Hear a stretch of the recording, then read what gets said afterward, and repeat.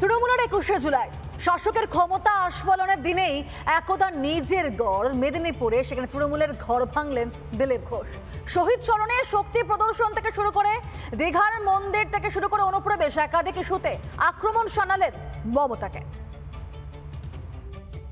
High voltage ২১শে জুলাই বঙ্গ BJP যখন উত্তরকন্যা অভিযানে শক্তি দেখাচ্ছে, তখন খড়গপুরে খুন হয়ে যাওয়া শহীদদের স্মরণে দিলীপ ঘোষের নেতৃত্বে বিশেষ কর্মসূচি বিজেপি। কেদারনাথ মন্দিরের সামনে শহীদ শ্রদ্ধাঞ্জলি সভার আয়োজন করা হয়েছিল।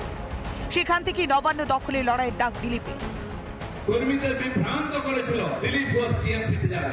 জেনে রাখুন, রক্ত দিয়ে ঘাম দিয়ে পার্টি দাঁড় করিয়েছি। যতক্ষণ না নবান্নে ভারতীয় জনতা পার্টির নেতা বসেছে, এই লড়াই চলবে। একই সঙ্গে ২১শে জুলাই এক হাত নেওয়া হয়েছে মমতাকে। যে জগন্নাথ মন্দির দর্শন নিয়ে বিতর্ক তৈরি হয়েছিল, তা নিয়ে তৃণমূল নেত্রীকে নিশানা করেছেন প্রাক্তন রাজ্য বিজেপির সভাপতি। জগন্নাথ মন্দির তৈরি করলে কে হিন্দু হয় না? আপনারা হিন্দু নন। হিন্দু একটা সংস্কার, জীবন পদ্ধতি, ছোটবেলা থেকে শিখতে হয়। অনুপ্রবেশ ঠেকাতে যোগী সরকারের মতো বুলডোজার দেওয়াই শোনা গেল দিলীপের গলায়। যদি বাংলাদেশিদের বাঁচাবার চেষ্টা করে, বাংলাদেশের বাড়িতেও বুলডোজার চলবে, ওই নেতার বাড়িতেও বুলডোজার চলবে, দুটোকে বান্ডিল করে বাংলাদেশে পাঠানো। বাঙালি অস্মিতা নিয়ে সরব মুখ্যমন্ত্রী মমতা বন্দ্যোপাধ্যায়ের। অন্যদিকে কড়া নিশানা দিলীপ ঘোষের। দিলীপ ঘোষকে নিয়ে যখন নানা জল্পনা চলছিল, ঠিক সেই সময় খড়গপুরে শহীদ সমাবেশ, শহীদ স্মরণ এবং সেই মঞ্চে কিন্তু একদম দলের পুরনো দিলীপ ঘোষের।